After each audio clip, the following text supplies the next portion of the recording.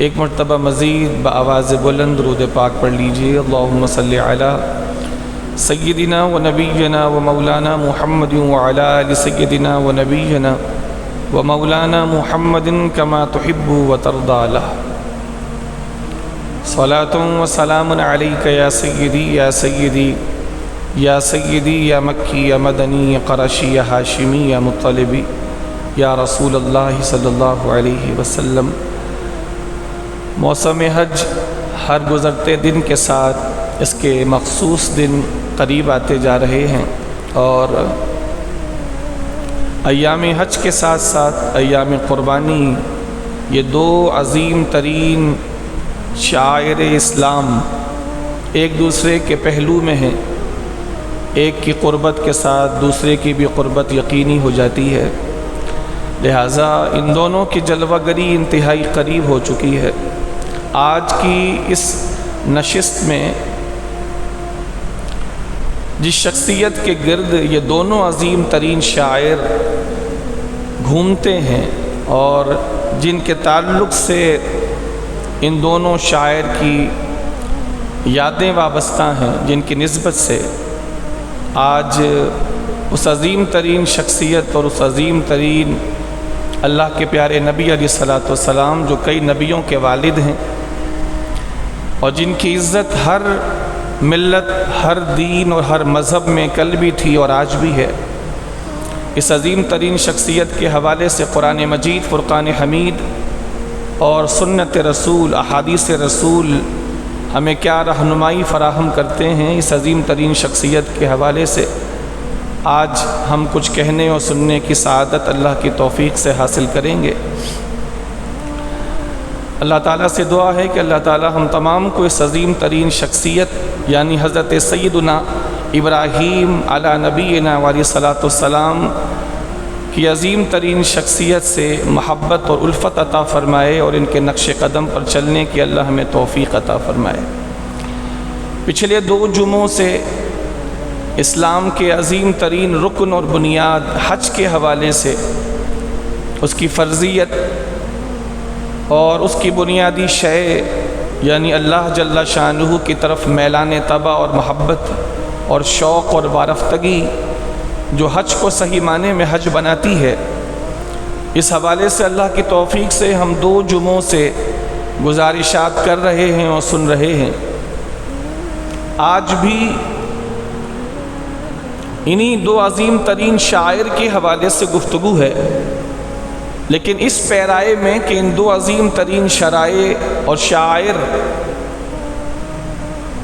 کی جو نسبت جس شخصیت سے ہے اور قدم قدم پر جس کی ادائیگی میں اس شخصیت کی یاد اور ان کے گھرانے کی یاد آتی ہے، آج بطور خاص اس شخصیت کے بارے میں کہنے سننے کی سعادت حاصل ہوگی انشاءاللہ۔ چنانچہ قرآن مجید فرقان حمید نے جا بجا حضرت سیدنا ابراہیم خلیل اللہ علی نبینا وعلیہ الصلوۃ والسلام کا ذکر خیر فرمایا ہے، کہیں تفصیلی طور پر کہیں اجمالی طور پر، اور ان کے بار بار کے تذکرے سے یہ بات بالکل واضح ہو جاتی ہے کہ ان کی شخصیت اللہ جل شانہ کی بارگاہ عالی میں انتہائی اہمیت اور انتہائی بزرگی کی حامل ہے، حتیٰ کہ قرآن مجید فرقان حمید کی ایک پوری سورت جو قرآن کی ترتیب کے اعتبار سے 14ویں سورت کہلاتی ہے، 14th، وہ پوری سورت اللہ تعالیٰ نے حضرت ابراہیم علی نبینا علیہ الصلوۃ والسلام کی نسبت سے اپنے کلام پاک میں منسوب فرمائی ہے۔ سورہ ابراہیم، جیسے قرآن کی مختلف صورتیں ہیں، سورہ فلق، سورہ ناس، سورہ محمد صلی اللہ علیہ وسلم، سورۃ البقرہ، سورۃ النساء، ایسے ہی اللہ تعالیٰ نے ایک پوری سورت سورہ ابراہیم حضرت ابراہیم علی نبینا علیہ الصلوۃ والسلام کی نسبت سے قرآن مجید فرقان حمید میں منسوب فرمائی ہے، لہذا ان کے نام سے پوری سورت کا قرآن میں ہونا یہ بھی ان کی عظمت و شرف کی طرف اشارہ کرتا ہے بلکہ وضاحت کرتا ہے۔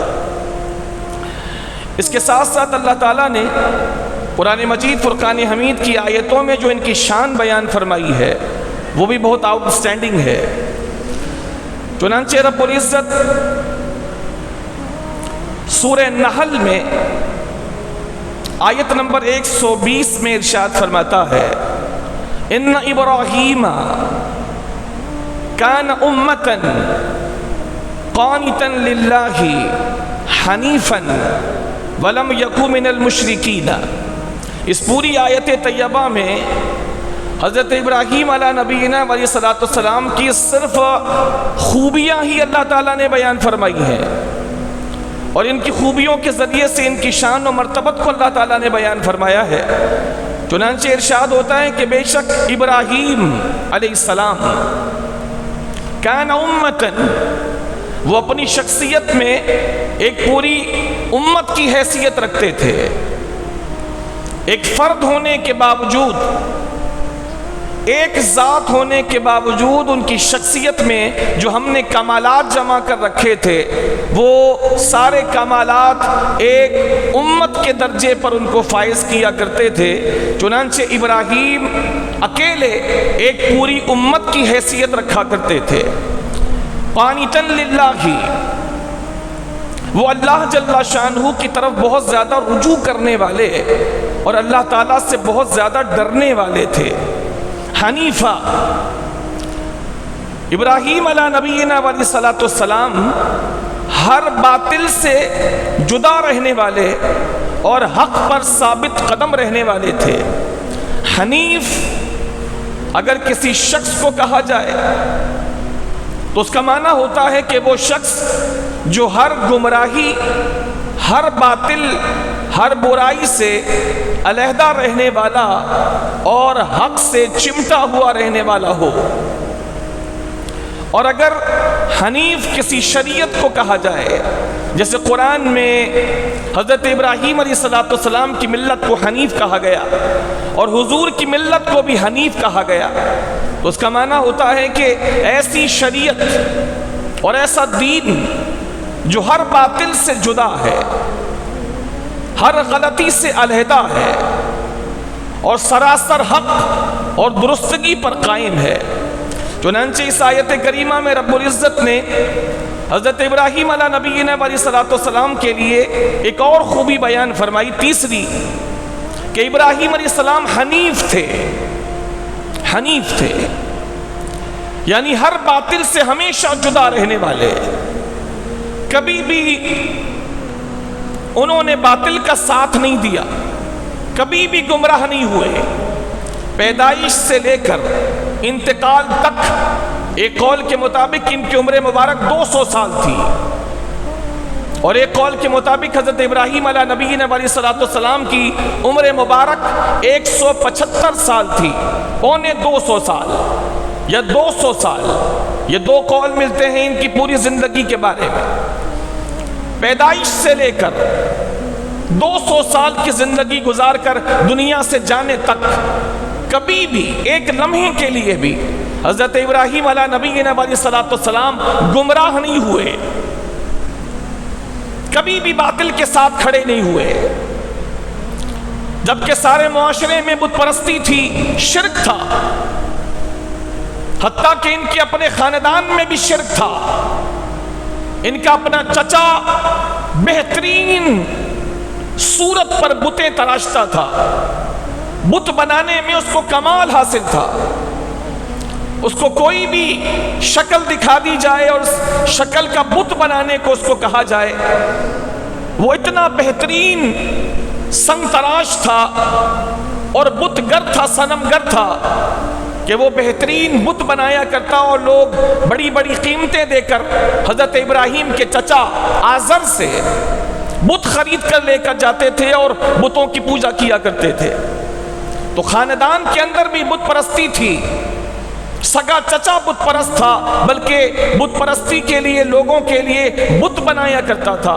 لیکن حضرت ابراہیم علیہ نبینا علیہ الصلوۃ والسلام بچپن میں بھی کبھی بت پرستی، شرک اور گناہ کی طرف ایک لمحے کے لیے بھی نہیں گئے۔ وہ آیتیں بھی انشاءاللہ میں آپ کے سامنے پڑھوں گا جس میں حضرت ابراہیم علیہ نبینا علیہ السلام نے بڑی خوبصورتی کے ساتھ اپنی توحید اور خدا پرستی کو بیان کیا ہے اور بت پرستی اور شرک کی تردید فرمائی ہے۔ چنانچہ اللہ تعالیٰ نے اس آیت کریمہ میں سورہ نحل کی آیت 120 میں ان کی یہ تیسری صفت بیان فرمائی، حنیفہ، میرا ابراہیم حنیف تھا، ہر باطل سے جدا، اور آگے فرمایا وَلَمْ يَكُ مِنَ الْمُشْرِكِينَ، اور کبھی بھی اس نے شرک نہیں کیا، کبھی بھی وہ شرک والوں کے ساتھ کھڑا نہیں ہوا، کبھی بھی اس نے شرک والوں کا ساتھ نہیں دیا۔ وَلَمْ يَكُ مِنَ الْمُشْرِكِينَ، اور میرا ابراہیم مشرک نہیں تھا۔ چار صفتیں اللہ تعالیٰ نے حجم کے اعتبار سے اس چھوٹی سی آیت میں صرف اور صرف اللہ تعالیٰ نے حضرت ابراہیم کی خوبیاں بیان فرمائی ہیں، وہ بھی بڑی بڑی چار خوبیاں۔ کان امہ، ان ابراہیم کان امہ، امت کہتے ہیں لوگوں کے ایک گروہ کو، لوگوں کی ایک جماعت کو، لیکن ایک اکیلے حضرت ابراہیم کو اللہ تعالیٰ نے پوری امت قرار دیا، پوری امت قرار دیا۔ اور اکیلے حضرت ابراہیم کو اللہ نے امت فرمایا کہ میرا ابراہیم امت ہے، امت ہے، یہ اکیلا بھی پوری امت کی شان رکھتا ہے، یہ تنہا نظر آنے والا اپنے اندر پوری امت کی خصوصیات سے مالا مال ہے۔ دوسری صفت قانتا للہ، یہ اللہ سے بہت ڈرنے والا ہے اور اللہ کی طرف بہت رجوع کرنے والا ہے۔ حنیفہ، ہر باطل سے جدا رہنے والا ہے۔ وَلَمْ يَكُ مِنَ الْمُشْرِكِينَ، اور میرا ابراہیم مشرک نہیں تھا، کبھی بھی یہ مشرک نہیں ہوا، کبھی بھی اس نے شرک نہیں کیا۔ سورہ نحل کی آیت نمبر 120، حضرت ابراہیم علیہ السلام۔ دوسری آیت ہے سورہ بقرہ کی آیت نمبر 124، 124۔ اس آیت کریمہ میں بھی شروع سے آخر تک اللہ جل شانہ نے حضرت ابراہیم علیہ نبینا علیہ السلام کی شان ہی بیان فرمائی ہے، ان کا نام لے کر، ان کا نام لے کر۔ قرآن مجید میں کئی مقام پر اللہ تعالیٰ نے اپنے اس خلیل، اپنے اس پیارے نبی کا نام لیا ہے اور نام لے کر ان کا تذکرہ فرمایا ہے۔ چنانچہ اس مقام پر بھی اللہ تعالیٰ نے ان کا نام لیا ہے، ابراہیم۔ چنانچہ اللہ تعالیٰ ارشاد فرماتا ہے وَإِذِ ابْتَلَىٰ إِبْرَاهِيمَ رَبُّهُ بِكَلِمَاتٍ۔ عظیم ترین شان اللہ تعالیٰ اس آیت کریمہ میں اپنے خلیل کی بیان فرما رہا ہے، ایک عظیم ترین امتحان جس کو اللہ تعالیٰ نے بھی قرآن مجید فرقان حمید میں دوسرے مقام پر بہت بڑی آزمائش قرار دیا کہ یہ بہت بڑی آزمائش تھی۔ اللہ تعالیٰ نے اس کو بلا کا لفظ ارشاد فرما کر تعبیر فرمایا، بلا ان، یہ بہت بڑی بلا یعنی کہ آزمائش تھی جس سے ہم نے اپنے پیارے ابراہیم کو گزارا۔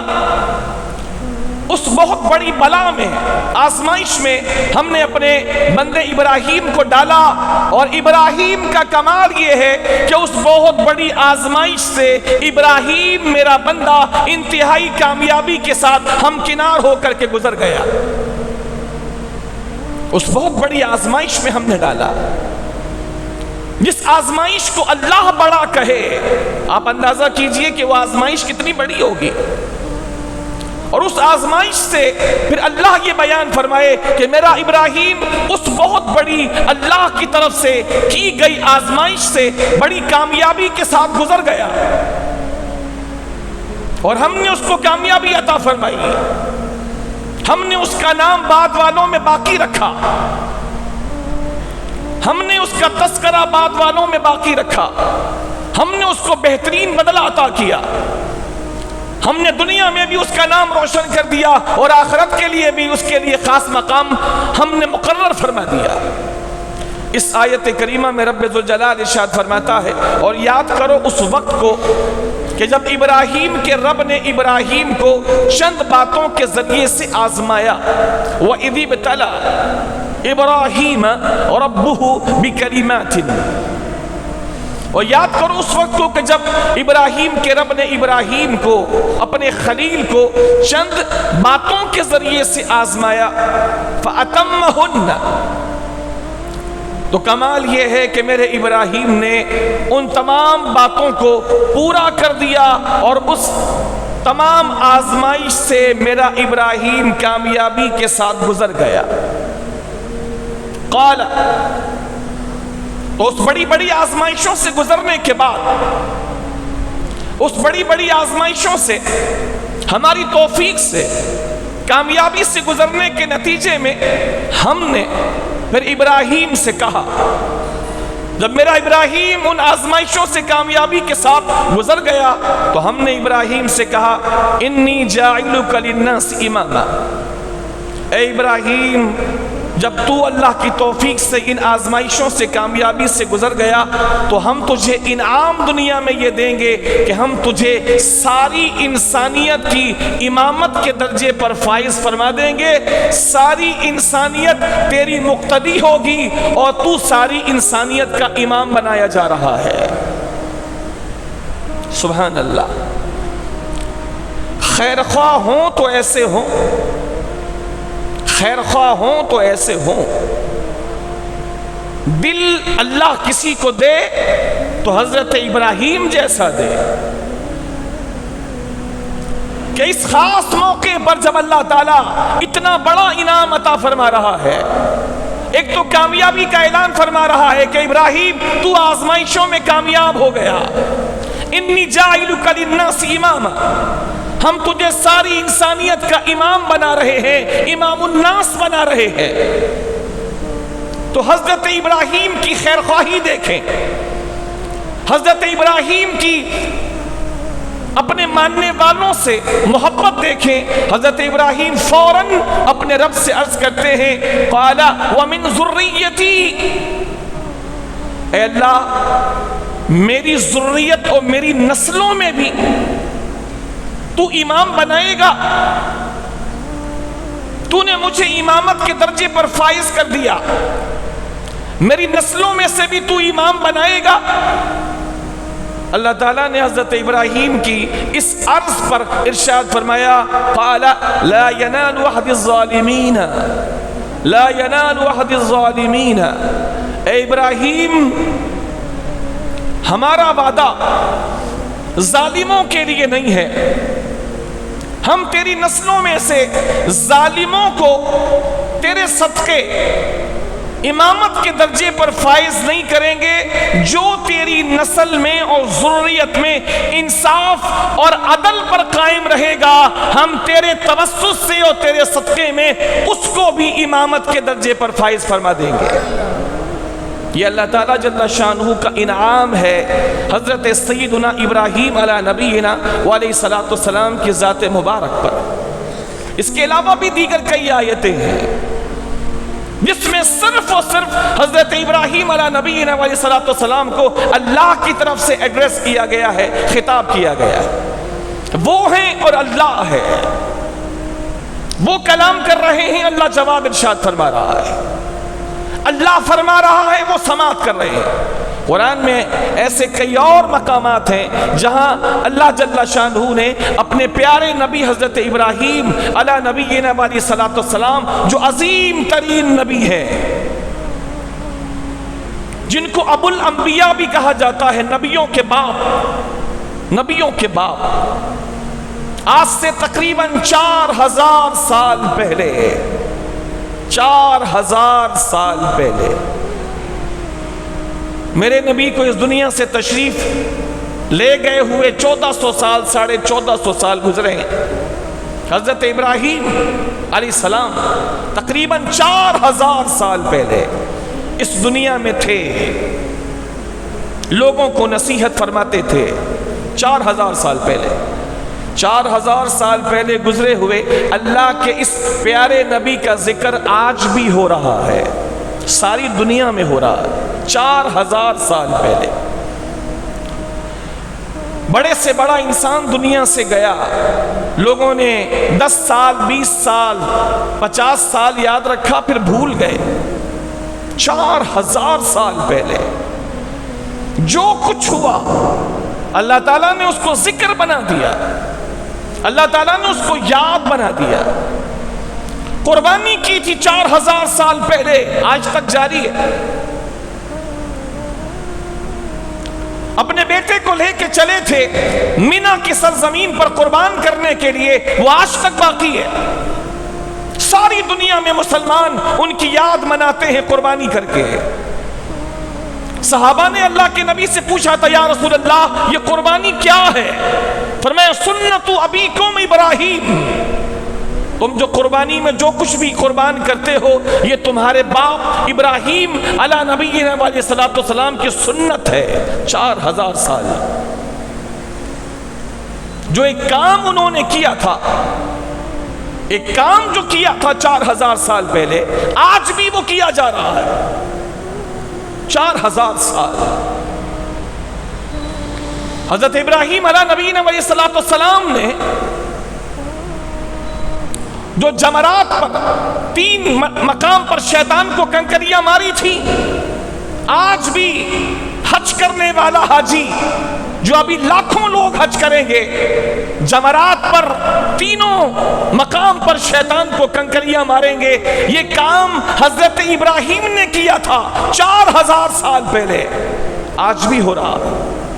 اللہ نے ان کے طریقے کو باقی رکھا، ان کی یاد کو باقی رکھا، اور یہ 4000 سال پہلے آج ہو رہا ہے۔ اگر 40000 سال کے بعد بھی قیامت آئے گی تو قیامت تک یہ سلسلہ جاری رہے گا، یہ سلسلہ جاری رہے گا۔ اللہ تعالیٰ نے دوسرے مقامات پر بھی حضرت ابراہیم علیہ السلام کا تذکرہ فرمایا، چنانچہ قرآن کا ایک مقام اور سن لیجئے۔ جب حضرت ابراہیم علیہ نبینا علیہ الصلوۃ والسلام کو اس بات کی خواہش ہوئی کہ وہ دیکھیں، اپنے سر کی آنکھوں سے دیکھیں کہ اللہ تعالیٰ قیامت میں مردوں کو زندہ کیسے کرے گا، سورہ بقرہ میں اللہ تعالیٰ نے اس کی پوری تفصیل بیان فرمائی۔ جب ان کو یہ خواہش ہوئی کہ میں اپنی آنکھوں سے دیکھوں کہ اللہ تعالیٰ قیامت میں مردوں کو زندہ کیسے کرے گا، تو حضرت ابراہیم علیہ السلام نے اپنے رب سے یہ گزارش کی کہ اے اللہ میں دیکھنا چاہتا ہوں کہ تو مردوں کو زندہ کیسے کرے گا۔ تو اللہ تعالیٰ نے حضرت ابراہیم سے ارشاد فرمایا، کیا تجھے میری قدرت پر یقین نہیں ہے؟ کیا تجھے میری قدرت پر یقین نہیں ہے، ایمان نہیں ہے؟ تو حضرت ابراہیم نے گزارش کی، اے اللہ مجھے تیری قدرت پر پورا ایمان ہے، لیکن میں یہ چاہتا ہوں کہ میں اپنی آنکھوں سے دیکھوں تاکہ میرے دل کو اور اطمینان حاصل ہو جائے۔ اس سے پتہ چلا کہ کچھ باتیں معلوم ہونے کے باوجود مزید اطمینان حاصل کرنے کے لیے کسی سے پوچھنا تاکہ اور زیادہ علم بڑھے، یہ حضرت ابراہیم علیہ السلام کی سنت ہے۔ ان کو یقین تھا کہ اللہ مردوں کو قیامت میں زندہ کرے گا، لیکن اس کے باوجود انہوں نے اللہ سے سوال کیا کہ میں دیکھنا چاہتا ہوں کہ تو مردوں کو کیسے زندہ کرے گا۔ تو اللہ تعالیٰ نے ارشاد فرمایا کہ ابراہیم تو 4 پرندے لے لے، 4 پرندے، فَخُذْ أَرْبَعَةً مِّنَ الطَّيْرِ فَصُرْهُنَّ إِلَيْكَ، 4 پرندے لے لے اور ان کو اپنے قریب کر لے، اپنے سے مانوس کر لے، وہ تجھ سے گھل مل جائیں، اور اس کے بعد تو ان 4 پرندوں کو ذبح کر دے، ذبح کر کے ان کے گوشت کو آپس میں ایک دوسرے سے ملا دے، خلط ملط کر دے، اور اس کے بعد وہ ملے ہوئے گوشت کو جس کو تو نے چاروں پرندے کے گوشت ملا دیے، اس گوشت کو تھوڑا تھوڑا مختلف پہاڑوں کے اوپر رکھ دے، الگ الگ رکھ دے، اور اس کے بعد تو اپنی جگہ پر آ کر ان پرندوں کو آواز لگا، پکار، جن کو تو نے ذبح کر دیا، ذبح کر کے ان کا قیمہ کر کے ایک دوسرے سے ملا دیا، تو ان پرندوں کو آواز دے۔ جب تو ان کو آواز دے گا تو جن کو تو نے اپنے ہاتھ سے ذبح کر دیا ان کی بوٹیاں بنا دی، ان کو آپس میں ملا دیا، جب تو ان کو آواز دے گا تو تو دیکھے گا کہ وہ ساری بوٹیاں اپنی اپنی جگہ سے اٹھیں گی اور پورے پرندے کی صورت دوبارہ بنے گی، ہر گوشت کا ٹکڑا اپنے پرندے کے وجود سے جا کے جڑے گا، ان کے اندر نئی زندگی آئے گی اور وہ چاروں پرندے دوبارہ زندہ ہو کر تیری طرف دوڑتے ہوئے چلے آئیں گے۔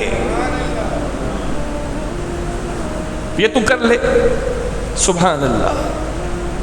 حضرت ابراہیم علیہ السلام کہ کتنی عزت اور شان ہے اللہ کی بارگاہ میں، انہوں نے دیکھنا چاہا کہ میں دیکھنا چاہتا ہوں کہ تو مردوں کو زندہ کیسے کرے گا، حالانکہ میرا ایمان ہے کہ تو کرے گا، تجھے قدرت ہے۔ تو اللہ تعالیٰ نے صرف ان کے دل کے مزید اطمینان کے لیے ان کو مشاہدہ کروا دیا، دکھا دیا اور ان کی بات پوری کر دی۔ 4 مختلف پرندے الگ الگ، کوئی کبوتر، کوئی چیل، کچھ اور، 4 مختلف پرندے، پھر ان کو ذبح کر کے ان کے گوشت کے آپس میں ملا دینے کے بعد علیحدہ علیحدہ پہاڑ پہ رکھے جانے کے بعد جب حضرت ابراہیم ان کو آواز دیتے ہیں تو وہ پرندے جو ذبح کر دیے گئے، روح نکل گئی، جسم کے ٹکڑے ہو گئے، الگ الگ ٹکڑے پہاڑوں کے اوپر رکھ دیے گئے۔ ادھر اللہ کے خلیل ابراہیم نے اللہ کی اجازت سے آواز دی تو اپنی آنکھوں سے دیکھا کہ ساری بوٹیاں، گوشت کے ٹکڑے وہاں سے اٹھے اور اپنی اپنی جگہ پہ جا کے چاروں پرندوں کے جسم تیار ہوئے، ان میں اسی وقت روح داخل ہوئی اور چاروں پرندے دیکھتے دیکھتے دوڑتے ہوئے دوبارہ حضرت ابراہیم کے قدموں میں حاضر ہو گئے۔ اللہ تعالیٰ نے ارشاد فرمایا، ابراہیم ہم ایسے ہی قیامت کے دن تمام لوگوں کو دوبارہ زندہ کر کے اپنی بارگاہ میں موجود کر دیں گے، ایسے ہی جیسے ہم نے تجھے دکھایا۔ جسم ختم ہو گیا اور روح نکل گئی، جسم کے پرزے اڑ گئے، لیکن ہم دوبارہ اس کو کھڑا کریں گے۔ کسی کا جسم کہیں، سر کہیں، کوئی پانی میں ڈوب گیا، کوئی ہواؤں میں بکھر گیا، کسی کو جانوروں نے کھا لیا، کسی کو پرندے نوچ کر کھا گئے، کسی کو کسی نے جلا دیا، جسم کی راکھ بنا کر گنگا اور جمنا میں یا دنیا کے کسی پانی میں اس کو بہا دیا، لیکن ہم اس بات پر قادر ہیں کہ کروڑوں سال بھی بیت جائیں، ہمارا ایک حکم ہوگا، انسان کے وجود کے ذرات دنیا میں کہیں بھی ہوں گے، ہمارے حکم کے نتیجے میں وہ سب ایک لمحے میں جمع ہو کر جیسے پہلے دنیا میں زندہ تھے ویسے ہی دوبارہ زندہ ہو کر ہم خدا کی بارگاہ میں حاضر ہو جائیں گے۔ یہ حضرت ابراہیم کو اللہ نے دکھایا، یہ حضرت ابراہیم کا کمال ہے۔ انہوں نے خواہش کی کہ میں دیکھنا چاہتا ہوں، اللہ نے دکھا دیا۔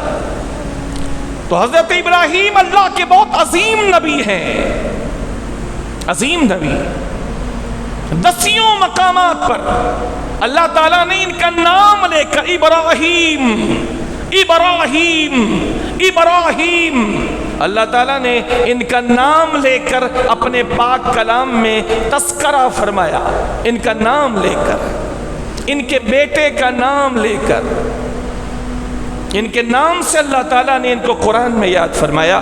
تو آج میں نے چاہا کہ حج پورے کا پورا حضرت ابراہیم کی یاد ہے۔ قربانی تو یہ تو مکمل طور پر حضرت ابراہیم کی یاد ہے،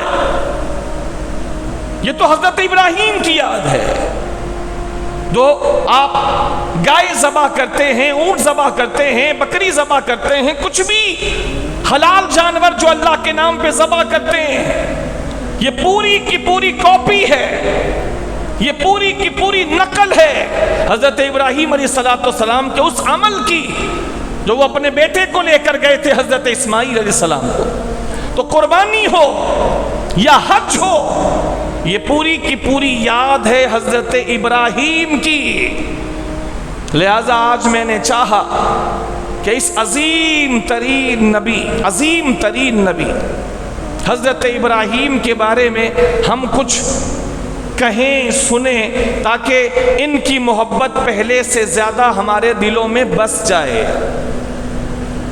ان کے بارے میں ہم کچھ کہیں سنیں تاکہ ان کی محبت پہلے سے زیادہ ہمارے دل میں مزید بڑھ جائے، اور جب بھی اللہ ہمیں توفیق دے حج پر جانے کی تو ایک ایک جگہ پر ہمیں حضرت ابراہیم یاد آئیں۔ خانہ کعبہ کے بالکل سامنے اللہ تعالیٰ نے حضرت ابراہیم کو یاد کرنے کا اہتمام فرما رکھا ہے۔ خانہ کعبہ کے بالکل سامنے، کوئی بھول ہی نہیں سکتا جو وہاں جائے گا۔ حضرت ابراہیم کو کوئی بھول ہی نہیں سکتا جو حج پہ جائے یا عمرہ پہ جائے، اس لیے کہ خانہ کعبہ کے بالکل سامنے 8-10 قدم کے فاصلے پر بالکل سامنے ایک جگہ بنی ہے جس کو مقام ابراہیم کہتے ہیں۔ 4000 سال گزر گئے، 4000 سال گزر گئے، آج تک وہ جگہ موجود ہے، اور اللہ تعالیٰ اس مقام کے بارے میں فرماتا وَاتَّخِذُ مِن مَقَامِ إِبْرَاهِيمَ مُصَلًّى وَاتَّخِذُ مِن مَقَامِ إِبْرَاهِيمَ مُصَلًّى۔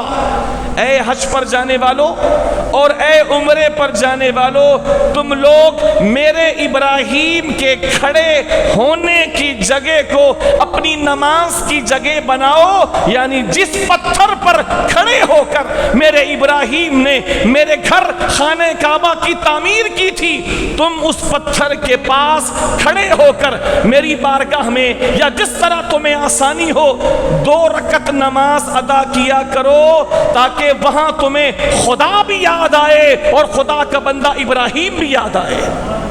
مقام ابراہیم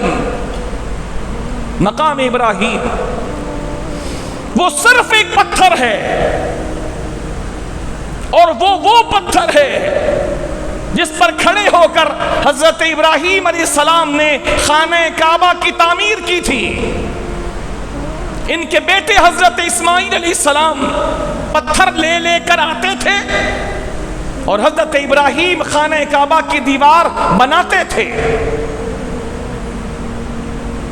حتیٰ کہ وہ دیوار اتنی اونچی ہو گئی کہ اب ہاتھ چلانا مشکل ہو گیا، چونکہ ردہ چلانے کے لیے بندے کا تھوڑا اونچا ہونا ضروری ہے جب جا کے کہیں ردہ چلے گا۔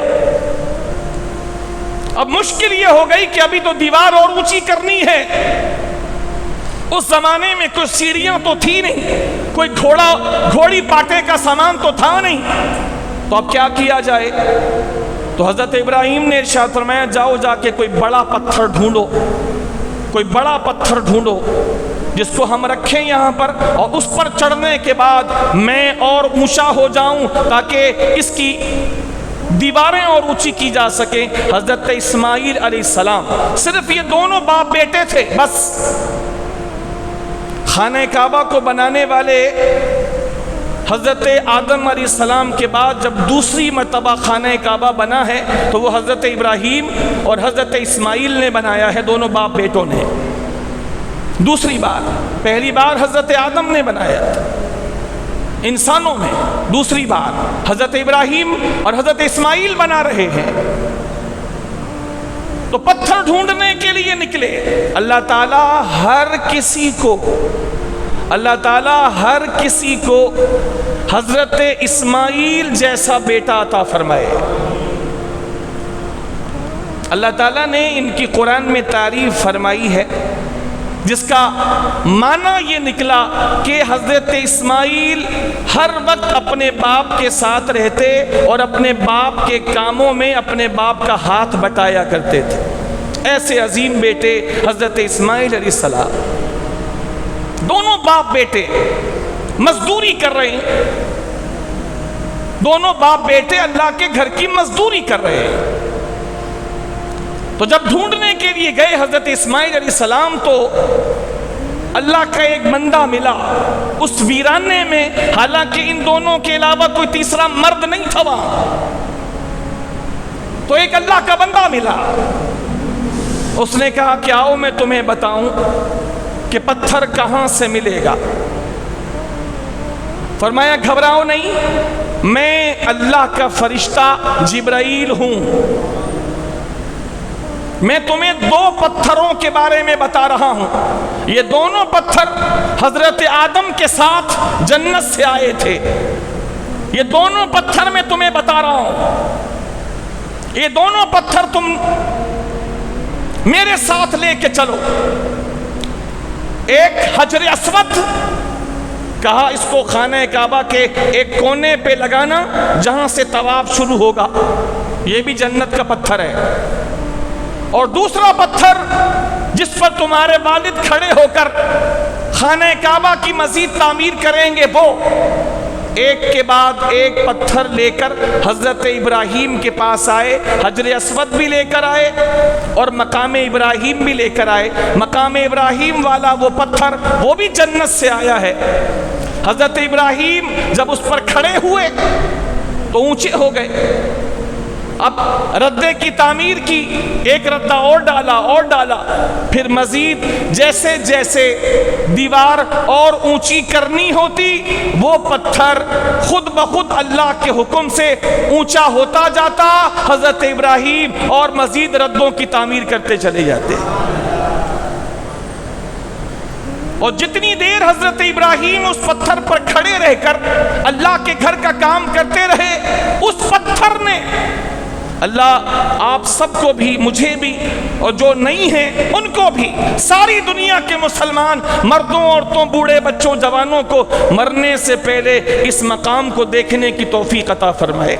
آپ جب جائیں گے تو انشاءاللہ دیکھیں گے کہ اس پتھر کے اندر حضرت ابراہیم کے قدم مبارک کا پورا نشان چھپا ہوا ہے، پورا نشان چھپا ہوا۔ جیسے کوئی موم وغیرہ ہو، موم رکھے بندہ اور اس کے اوپر پیر رکھے یا ہاتھ رکھے تو پورا نشان چھپ جاتا ہے، پورا نشان آ جاتا ہے۔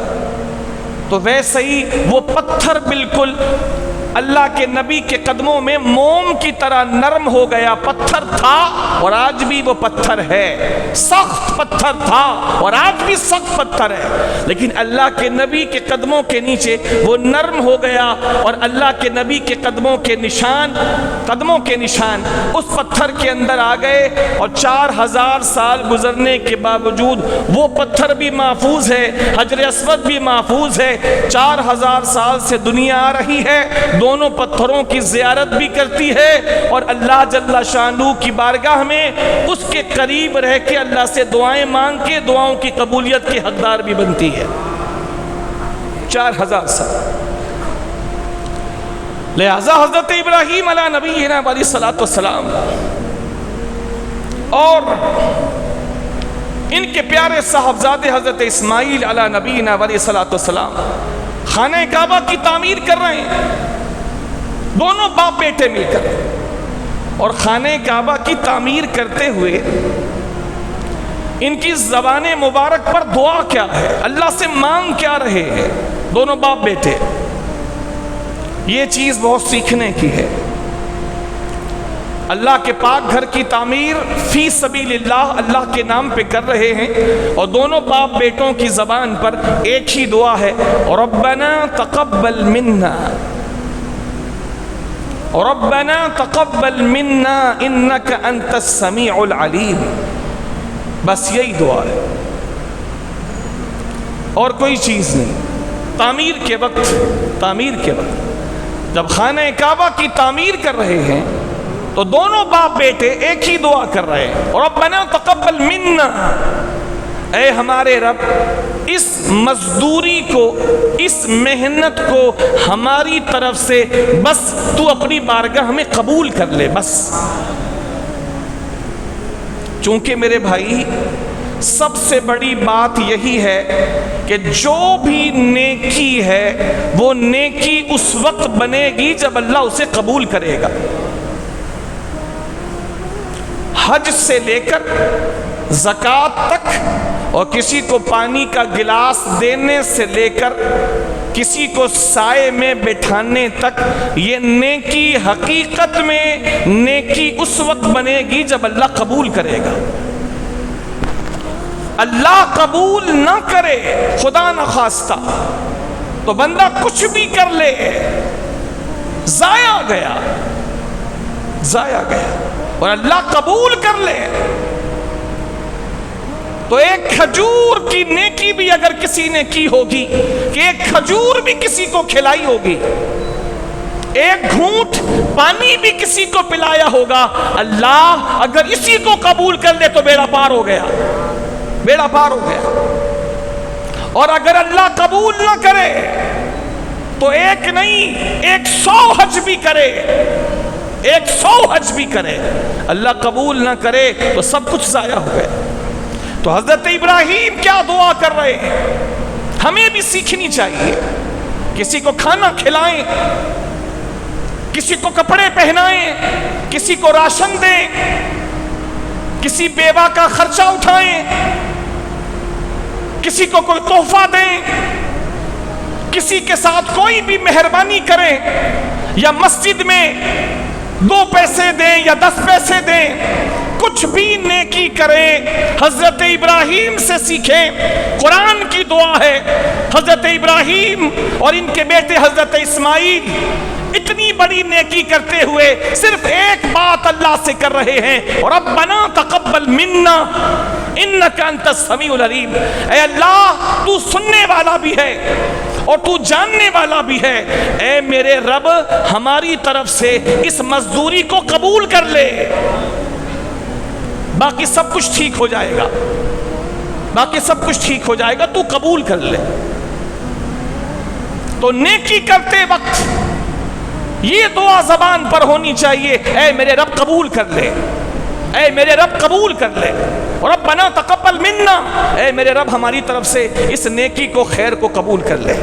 اور جب خانہ کعبہ کی تعمیر کر لی، جب تعمیر کر رہے تھے تو یہ دعا کر رہے تھے، جب خانہ کعبہ کی تعمیر کر لی، جب خانہ کعبہ کی تعمیر مکمل ہو گئی تو پھر جو دعا کی وہ بھی بڑی شاندار ہے۔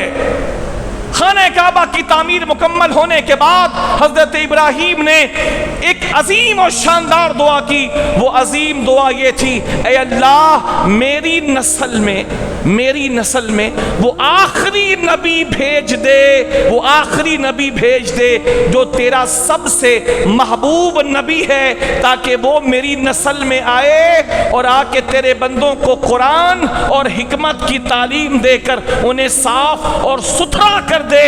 تو میری نسل میں میرے بیٹے محمد کو بھیج کر نبوت کا سلسلہ مکمل فرما دے۔ یہ عظیم ترین دعا حضرت ابراہیم نے بڑے خاص موقع پر مانگی ہے، بڑے خاص موقع پر۔ ویسے تو اور جگہ پر بھی یہ دعا حضرت ابراہیم نے مانگی، لیکن جب یہ بہت بڑا کام حضرت ابراہیم نے ان کے بیٹے نے کیا کہ اللہ کے گھر کی تعمیر کی، تو یہ بہت بڑا کام تھا، اللہ کے حکم سے کیا تھا، تاکہ لوگ وہاں آ کے نماز پڑھیں، تاکہ لوگ وہاں آ کے طواف کریں، تاکہ لوگ وہاں آ کر اعتکاف کریں، تاکہ لوگ اس گھر کا حج کریں۔ ایک بہت بڑا کام حضرت ابراہیم اور ان کے بیٹے نے کیا تھا جو اللہ کو بہت پسند تھا، لہٰذا حضرت ابراہیم نے اس موقع کو غنیمت جانتے ہوئے جب کام مکمل کر دیا تو سب سے شاندار دعا مانگی، اور یہ مانگی، اے اللہ جس آخری نبی کو تو بھیجے گا اس کو تو میری نسل کے اندر بھیج دے، تاکہ وہ حبیب میری نسل کے اندر آئے، میری اولادوں کے اندر آئے، تاکہ اس کے آنے سے جہاں اس کی امت کی عزت میں اضافہ ہو، میری عزت میں بھی مزید اضافہ ہو جائے۔ چونکہ جس کو بھی جو عزت ملی ہے پچھلوں کو، جو میرے نبی آخری نبی سے پہلے ہو گئے یا میرے نبی کے بعد میں آنے والوں کو، جس کو بھی رب کی بارگاہ سے جو عزت ملی ہے میرے نبی محمد مصطفیٰ کے صدقے میں ملی ہے۔ لہٰذا حضرت ابراہیم نے خانہ کعبہ کی تعمیر کے بعد یہ عظیم ترین دعا، تعمیر کے بعد یہ دعا مانگی کہ اللہ آخری نبی میری نسل میں بھیج دے، میری اولاد میں بھیج دے، اور میں قربان جاؤں خدا کی رحمتوں کو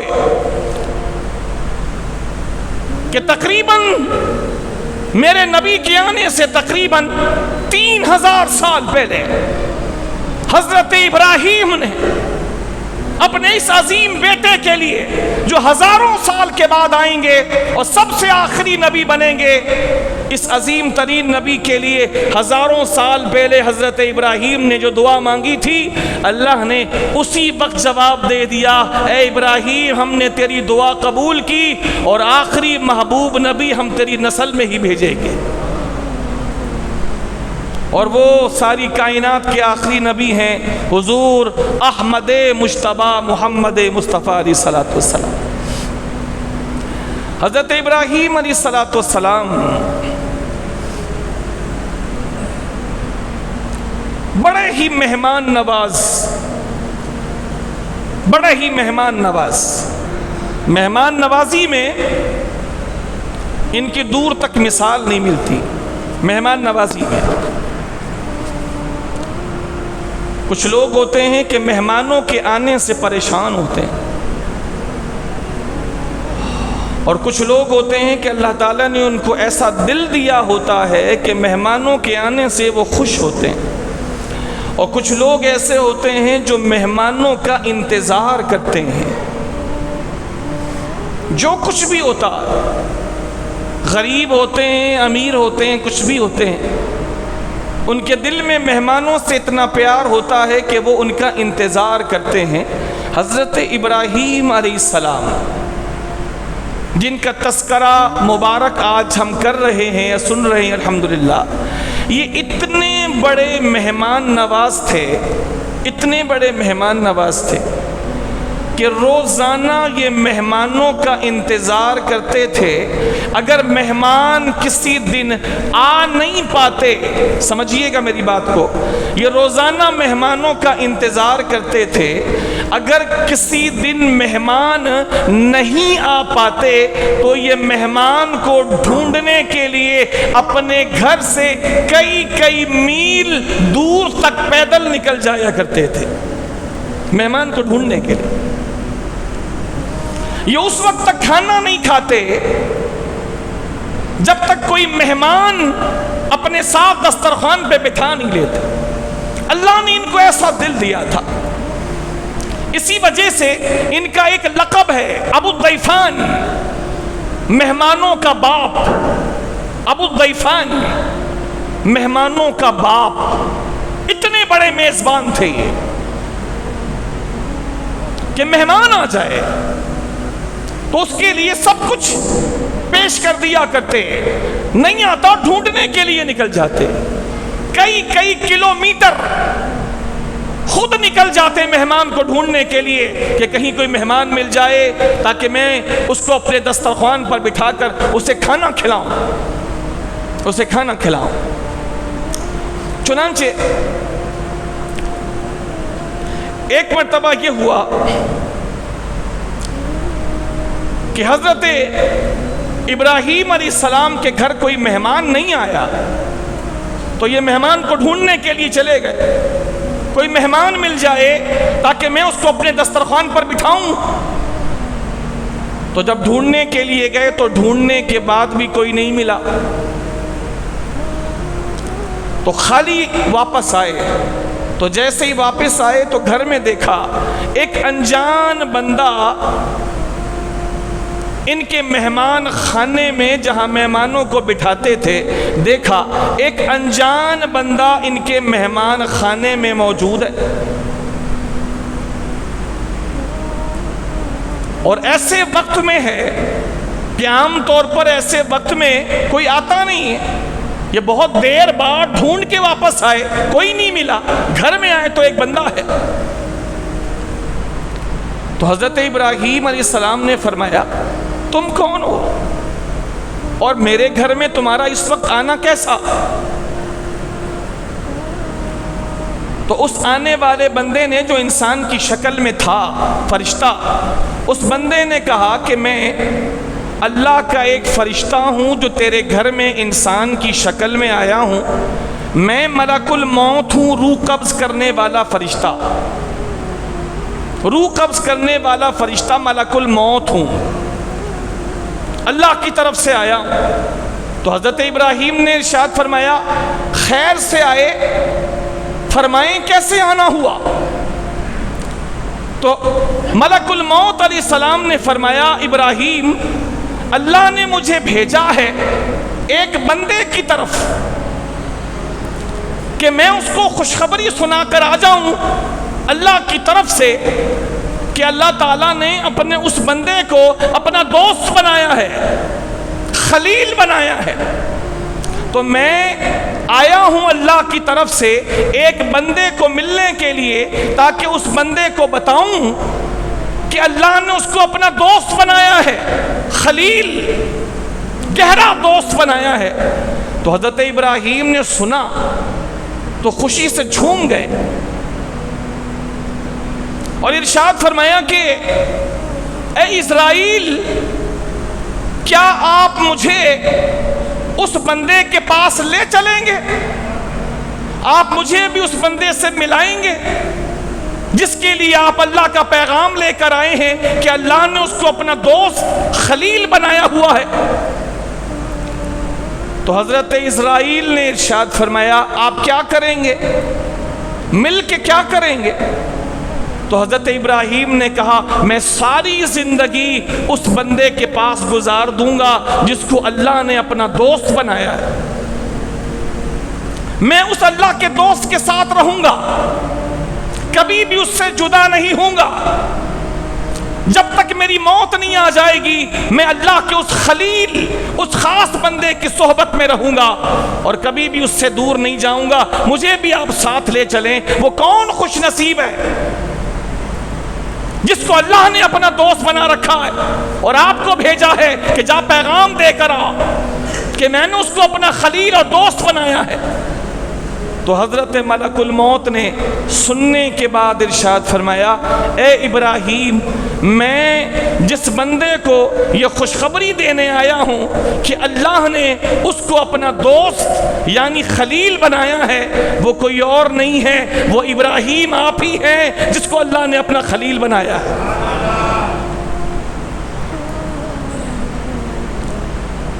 فرمایا میں مجھے اللہ نے اپنا خلیل بنایا؟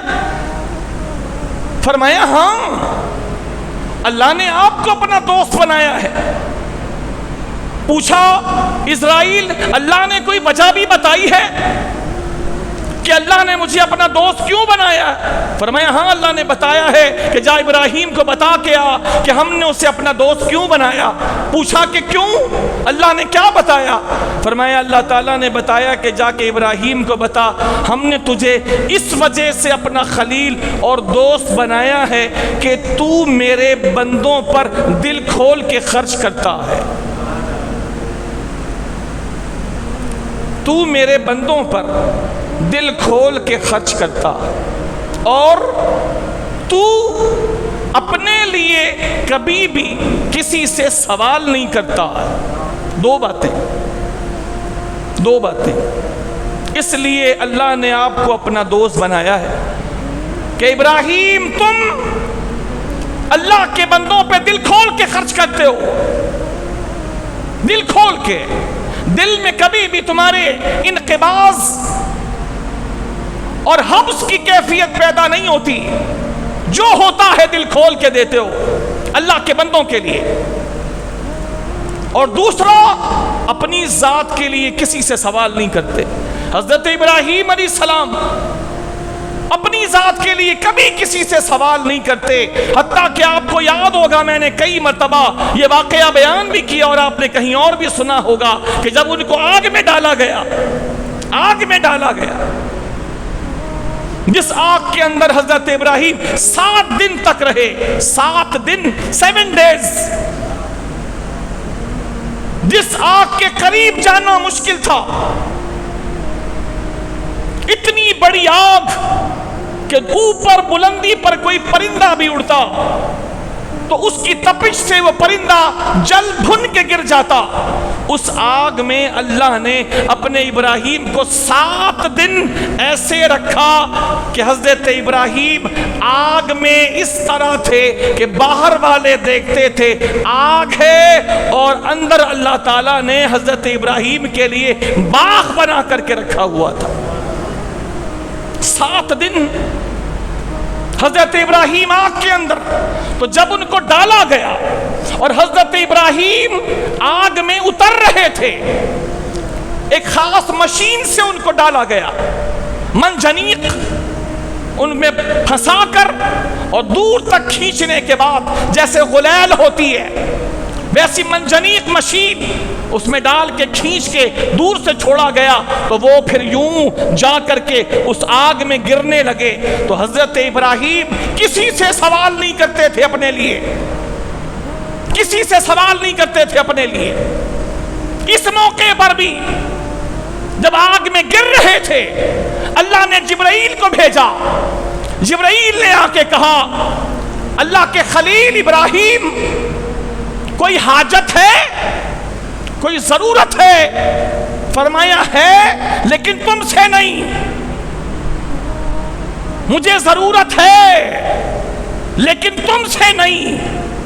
تو جبریل امین نے کہا، پھر اللہ سے کہہ دیجئے جو ضرورت ہے کہ آپ آگ میں گر رہے ہیں، ان قریب آپ آگ کے اندر چلے جائیں گے۔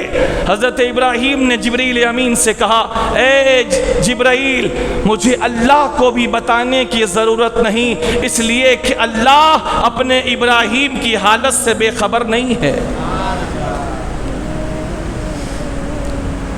حضرت ابراہیم اپنے لیے بندوں میں سے کسی سے سوال نہیں کرتے تھے، اللہ سے تو سوال کرتے تھے، لیکن اس مقام پہ حضرت ابراہیم ایک خاص شان دکھانا چاہتے تھے اللہ کی اور اللہ کی بارگاہ میں اپنی، لہذا یہاں صرف اتنا پڑھتے رہے۔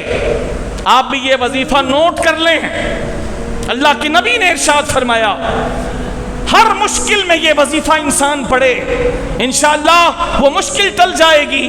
اس مشکل وقت میں جب حضرت ابراہیم آگ کے اندر گر رہے ہیں، ایک ہی وظیفہ زبان پہ تھا، بس حسبی اللہ و نعم الوکیل، حسبی اللہ و نعم الوکیل۔ میرے ساتھ 3 مرتبہ پڑھے آپ، حسبی اللہ و نعم الوکیل، حسبی اللہ و نعم الوکیل، حسبی اللہ و نعم الوکیل۔ اس کا معنی یہ ہے کہ مجھے میرا اللہ کافی ہے، اور اللہ سب سے بڑا کام بنانے والا ہے، اللہ سب سے بہترین کام بنانے والا ہے، اور میرا اللہ مجھے کافی ہے۔ یہ وظیفہ حضرت ابراہیم آگ میں جاتے ہوئے گرتے ہوئے مسلسل پڑھ رہے تھے۔ لہذا حضرت اسرائیل نے یہ بتایا کہ اللہ تعالیٰ نے بتایا ہے کہ اس نے آپ کو اپنا خلیل کیوں بنایا۔ فرمایا کیوں بنایا ہے؟ فرمائے اس لیے بنایا کہ اللہ فرماتا ہے کہ میرا ابراہیم لوگوں پر دل کھول کے خرچ کرتا، دل کھول کے خرچ کرتا۔ اور دوسری خاص بات میرے ابراہیم کے اندر یہ ہے کہ وہ اپنی ذات کے لیے، اپنے لیے کسی سے سوال نہیں کرتا۔ یہ دو باتیں بڑی سمجھنے کی ہیں، وقت نہیں ہے کہ میں اس کی تفصیل میں جاؤں ورنہ موضوع رہ جائے گا۔ سمجھنے والوں کے لیے اشارہ کافی ہے کہ اپنی ذات کے لیے حضرت ابراہیم کبھی کسی سے مانگتے یا سوال نہیں کرتے، یہ سمجھنے والوں کے لیے بہت کافی ہے۔ اسی طرح حضرت ابراہیم علی نبینا علیہ الصلوۃ والسلام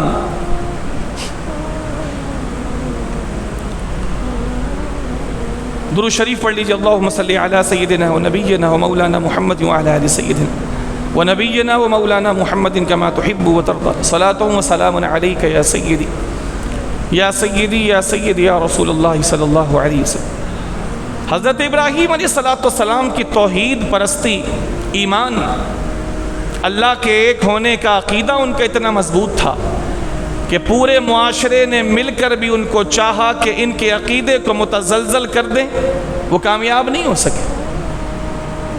بچپن سے نوجوانی کے بارے میں کہا جاتا ہے جوانی دیوانی ہوتی ہے، نوجوانی جوانی سے زیادہ دیوانی ہوتی ہے، پہلے نوجوانی آتی ہے پھر جوانی آتی ہے۔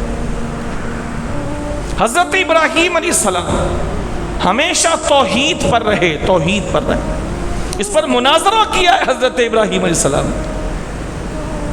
مناظرہ بھی کیا،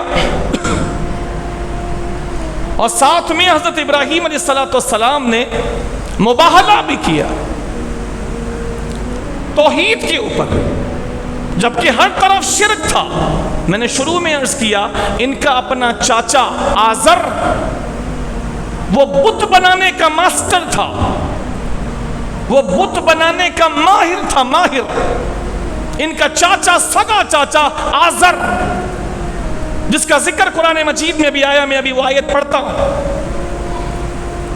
لیکن اس کے باوجود کہ پورا معاشرہ بت پرستی کا شکار تھا، حضرت ابراہیم علیہ السلام کبھی بھی بت پرستی کی طرف نہیں گئے، کبھی بھی نہیں گئے۔ چنانچہ ایک موقع پر حضرت ابراہیم علیہ السلام نے اپنی قوم کے سامنے حجت قائم کرتے ہوئے کہ تم لوگ ستاروں کو پوجتے ہو، کوئی چاند کو پوجتا ہے، چاند کو خدا کہتا ہے، کوئی ستارے کو خدا کہتا ہے، کوئی تم میں سے سورج کو خدا کہتا ہے کہ سورج سب سے بڑا ہے، یہ خدا ہے، کوئی چاند کو خدا کہتا ہے، کوئی ستارے کو خدا کہتا ہے۔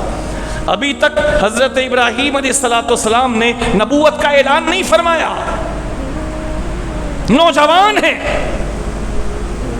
لیکن کتنی خوبصورتی کے ساتھ حضرت ابراہیم علیہ السلام عقیدہ توحید کا بیان فرما رہے ہیں۔ چنانچہ حضرت ابراہیم علیہ السلام اپنی قوم سے ارشاد فرماتے ہیں، یا شاید نبوت کا اعلان کر دیا لیکن ابھی نوجوان ہیں یا جوانی کی عمر ہے، تو اپنی قوم سے ارشاد فرمایا یہ ستارہ ہے جو چمک رہا ہے، کیا تم لوگ اسے میرا معبود بتاتے ہو؟ اس ستارے کو تم لوگ کہتے ہو میں خدا مان لوں؟ پھر اس کے بعد وہ ستارہ ڈوب گیا، فرمایا یہ تو ڈوب گیا، ڈوبنے والا خدا کیسے ہو سکتا؟ پھر چاند کو کہا کیا تم لوگ اس چاند کو میرا خدا بتاتے ہو جیسا تمہارا عقیدہ ہے کہ میں بھی اس کو خدا مانوں؟ یہ چاند بھی ڈوب گیا، تو کیا ڈوبنے والے کو خدا مانوں جو کبھی ہے اور کبھی نہیں؟ پھر سورج نکل آیا، پھر قوم کے سامنے کہا کیا اس سورج کو کہتے ہو کہ میں خدا مانوں؟ یہ بڑا ہے اس لیے یہ خدا ہے، یہ روشنی دیتا ہے اس لیے خدا ہے، اس میں سے حرارت نکلتی ہے اس لیے یہ خدا ہے۔ پھر وہ ڈوب گیا، فرمایا یہ بھی ڈوب گیا، ستارہ بھی ڈوب گیا، چاند بھی نکلا اور ڈوب گیا، سورج بھی نکلا اور ڈوب گیا، کیا میں ان ہونے اور نہ ہونے والے کو خدا مانوں کہ کبھی ہو اور کبھی نہ ہو؟ فرمایا خدا کی قسم اگر میرا رب مجھے ہدایت نہ دے تو میں بھی شرک کرنے والوں میں شامل ہو جاؤں۔ اے لوگوں سنو، میں تم سب سے بیزار ہوں، میں تم سب سے لا تعلق ہوں، میں تمہارے شرک سے بیزار ہوں، میں تمہارے رویوں سے بیزار ہوں۔ میں تو اپنے رب کے دیے ہوئے دین اور عقیدے پر قائم ہوں جو سب سے زیادہ سیدھا دین اور سب سے زیادہ صحیح عقیدہ ہے۔ توحید پر ان کے مناظرے ہیں، توحید پر ان کے مناظرے ہیں۔ نوجوانی میں قرآن ان کے ان واقعات کو کھول کھول کے بیان کرتا۔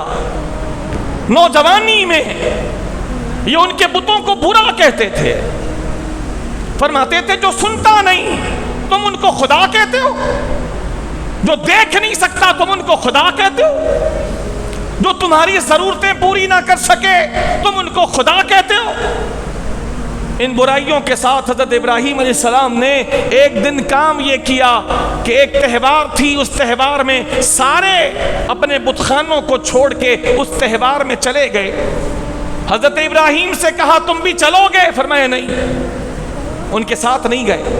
جب پورا علاقہ خالی ہو گیا تو حضرت ابراہیم علیہ السلام ان کے بت خانے میں چلے گئے۔ ابھی نوجوان ہیں لیکن اللہ پر بھروسہ کتنا، اکیلے ہیں، اللہ پر توکل کتنا، اللہ پر اعتماد کتنا ہے، لہذا اکیلے ان کے بت خانے میں چلے گئے۔ قرآن کہتا ہے جتنے بت تھے سبوں کو حضرت ابراہیم نے اپنی کلہاڑی مار مار کے توڑ دی، کسی کی ناک اور کسی کے کان، کسی کا سر اور کسی کا وجود، سبوں کو مار مار کے بری طرح تہس نہس کر دیا۔ اور اس کے بعد جو اپنا کلہاڑا تھا، ایک بت جو سب سے بڑا تھا اس کو صحیح چھوڑ دیا اور اپنا کلہاڑا حضرت ابراہیم نے اس بڑے بت کے کاندھے کے اوپر رکھ دیا اور چلے گئے۔ ان بتوں کی کمزوری، ان بتوں کی معذوری پر حضرت ابراہیم نے بہترین استدلال فرمایا تھا کہ دیکھ لو اپنی آنکھوں سے کتنے کمزور ہیں تمہارے خدا، جو اپنا تحفظ بھی نہیں کر سکتے، اپنے آپ کو بچا بھی نہیں سکتے۔ ایک استدلال کیا تھا حضرت ابراہیم نے، توڑا اور توڑ کے چلے گئے۔ جب وہ میلے سے واپس آئے خوشی خوشی اور گئے اپنے بت خانے میں بتوں کو سجدہ کرنے، تو دیکھا کسی کا سر پھوٹا ہے اور کسی کا منہ ٹوٹا ہے اور کسی کا ہاتھ ٹوٹا ہے۔ غصے سے پاگل ہو گئے، سارے جمع ہو گئے۔ پوچھا یہ کون کر سکتا ہے؟ کہا ہم میں سے کوئی نہیں کر سکتا، ہم تو سب میلے میں تھے۔ کہا پھر کون کر سکتا ہے ہمارے بتوں کے ساتھ یہ کام؟ کہا ایک نوجوان ہے جس کو سب جانتے ہیں، وہی ہمارے بتوں کے بارے میں برائیاں کرتا ہے۔ ایک ہی ہے جو ہمارے بتوں کی خرابیاں بیان کرتا ہے اور ہمیں بھی برا کہتا ہے۔ کہا کون؟ کہا سب جانتے ہیں، ابراہیم۔ ابراہیم حق کے نام پر جیو تو حضرت ابراہیم کی طرح جیو، کہ باطل اگر کسی کا نام بھی لے کہ ہمارے خلاف اتنا بڑا کام کرنے والا کون ہو سکتا ہے، تو سب ایک زبان ہو کر کے تمہارا ہی نام لیں کہ یہی ہو سکتا ہے۔ کون ہو سکتا ہے؟ کہ ایک ہی ہے، پورے معاشرے میں ایک ہی ہے، نوجوان ابراہیم۔ کہا لاؤ، پکڑ کے لاؤ اس کو سب کے سامنے۔ اکیلے تھے، سب کے سامنے لائے گئے۔ شرم تو آ رہی تھی، لیکن کرتے کیا؟ ان سارے مشرکوں کو سارے بتوں کے پجاریوں کو شرم تو آ رہی تھی، لیکن کرتے کیا کوئی چارہ نہیں تھا، لہذا پوچھنے لگے ابراہیم ہمارے خداؤں کے ساتھ یہ کس نے کیا؟ شرم تو آ رہی تھی کہ ہمارے خداؤں نے اپنی حفاظت بھی نہیں کی، اور ابھی بھی ہمیں ابراہیم سے پوچھنا پڑ رہا ہے کہ ان کا یہ حال کس نے کیا، لیکن کرتے کیا؟ شرماتے شرماتے بے غیرتی سے پوچھا ابراہیم ہمارے ان خداؤں کا حال کس نے کیا؟ تو حضرت ابراہیم نے فرمایا انہی سے پوچھ لو، بھائی جو پٹے ہیں، جنہوں نے مار کھائی ہے، جو ٹوٹے پھوٹے ہیں تمہارے خدا، انہی سے پوچھ لو کس نے کیا؟ کہا ابراہیم تو جانتا ہے کہ یہ بولتے نہیں ہیں، اور حضرت ابراہیم یہی ان سے بلوانا چاہ رہے تھے کہ بیٹا اپنے منہ سے بول کہ تیرے خداؤں کا کیا حال ہے۔ کہا ابراہیم تم جانتے ہو یہ بولتے نہیں؟ فرمایا ہاں۔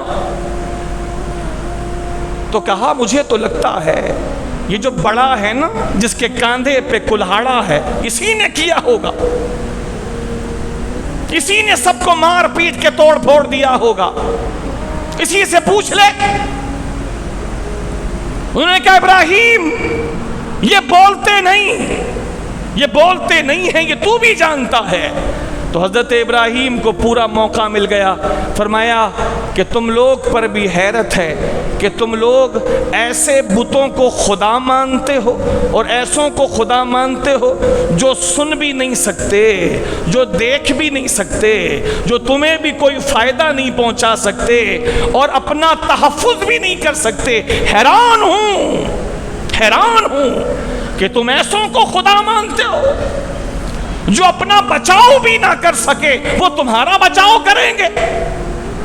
ان کے پاس جواب کوئی نہیں تھا۔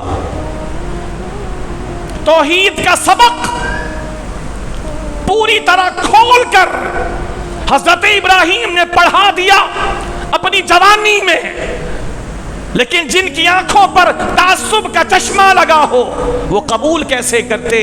انہوں نے قبول کرنے کے بجائے کہا اپنے خداؤں کی مدد کرو، لوگوں اپنے خداؤں کی مدد کرو، اور دو کاموں میں سے ایک کام کرو، یا تو ابراہیم کو سب مل کے قتل کر دو یا ابراہیم کو آگ میں جلا کے راکھ کر دو۔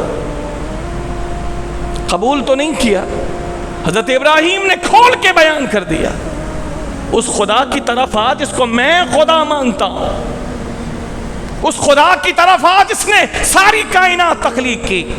دیکھ یہ تیرے جھوٹے خدا ہیں جو اپنے آپ کو بھی نہ بچا سکے، اور اب دیکھنا جب تم لوگ مجھے جلانا چاہو گے تو تمہارے جھوٹے خدا تو اپنے آپ کو نہ بچا سکے، اور دیکھنا جب تم مجھے جلانا چاہو گے تو میرا خدا اتنی قدرت والا ہے کہ وہ اپنے بندے ابراہیم کو بھی تمہاری بڑی آگ میں بچا کر تمہاری آگ کو ابراہیم پر گل و گلزار بنا کے تمہیں دکھا دے گا۔ تمہارے یہ خدا تو اپنے آپ کو نہ بچا سکے، میرا خدا اس قدرت کا مالک ہے کہ میرا خدا اپنے ابراہیم کو بھی تمہاری آگ میں بچا کر تمہاری آنکھوں کے سامنے 7 دن کے بعد 7 دن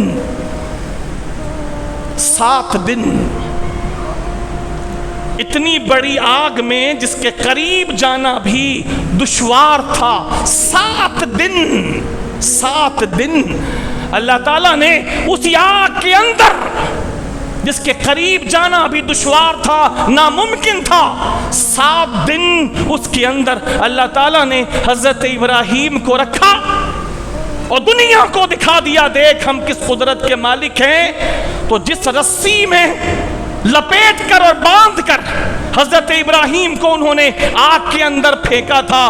اللہ نے اپنی قدرت ایسی دکھائی کہ جس رسی میں باندھ کر بھیجا تھا وہ رسی تو اللہ نے جلا دی، وہ رسی تو جلی، لیکن اس رسی کے جلنے کے باوجود جو حضرت ابراہیم کے بدن کا حصہ تھا جو رسی کے نیچے تھا، نہ کھال جلی نہ بال جلا۔ اللہ چاہتا تو رسی بھی نہ جلتی، صحیح ہے، اللہ چاہتا تو رسی بھی نہیں جلتی، یہ بھی اللہ کی قدرت تھی کہ رسی بھی نہ جلتی، لیکن اللہ نے اس سے بڑی قدرت دکھائی، فرمایا ہم رسی جلا کے تمہیں دکھاتے ہیں اور ابراہیم کو بچا کے دکھاتے ہیں۔ جس رسی کو جسم کو جس رسی سے باندھا گیا ہے اور کس کے باندھا گیا ہے، اس کے نیچے بال بھی ہے اور کھال بھی ہے۔ پوری رسی جلے گی لیکن نہ کھال جلے گی نہ بال جلے گا۔ قلنا یا نار کونی بردا وسلاما علی ابراہیم، ہم نے کہا آگ ہم نے تجھے پیدا کیا جلانے کے لیے، تیری فطرت ہے جلانا، تیری فطرت ہے جلانا، لیکن آج ہم تجھے ابراہیم کے لیے کہہ رہے ہیں نہ ابراہیم جلے گا، نہ ابراہیم کو تیری تپش سے کوئی نقصان پہنچنی چاہیے، تو جلے گی بھی پوری طرح جلے گی، لیکن نہ ابراہیم کا بال جلے گا نہ اس کی کھال جلے گی۔ اور یہ بھی سن، جلنا تو جلنا ہے، تیری جو تپش پیدا ہوگی اس تپش کا بھی احساس میرے ابراہیم کو نہ ہو، تو جلتی رہے اور ابراہیم کو اندر ٹھنڈک محسوس ہوتی رہے۔ تو تمہارے خداؤں کا تو یہ حال ہے، تمہارے خداؤں کا یہ حال ہے، تو سمجھ جاؤ کہ تم جھوٹے خداؤں کے پیچھے پڑے ہو، جو اپنا تحفظ نہیں کر سکتے وہ تمہارا کیا کریں گے، جو اپنا بچاؤ نہیں کر سکتے وہ تمہارا کیا کریں گے۔ لہذا نتیجہ یہی نکلا، اس خدا کی طرف آؤ جس کی شان یہ ہے آگ تمہاری ہے اور بچانا اس کے خدا کا ہے۔ اللہ تعالیٰ حضرت ابراہیم علیہ السلام پر اپنی کروڑوں رحمتیں نازل فرمائے۔ آج ہم نے بطور خاص چند باتیں تو اور بھی بہت ساری ہیں، چند باتیں حضرت ابراہیم علیہ السلام کے حوالے سے سنی جن کا بیان قرآن پاک میں ہے، جس سے اندازہ ہوتا ہے کہ حضرت ابراہیم کی عزت اللہ کی بارگاہ میں بہت اونچی ہے۔ حج سارے کا سارا انہی کی یاد ہے اور قربانی ساری کی ساری انہی کی حضرت ابراہیم کی یاد ہے۔ اللہ تعالی ہم تمام کو حضرت ابراہیم اور ان کے خاندان سے سچی محبت کرنے کی توفیق عطا فرمائے۔ وما علینا الا البلاغ المبین۔ سنت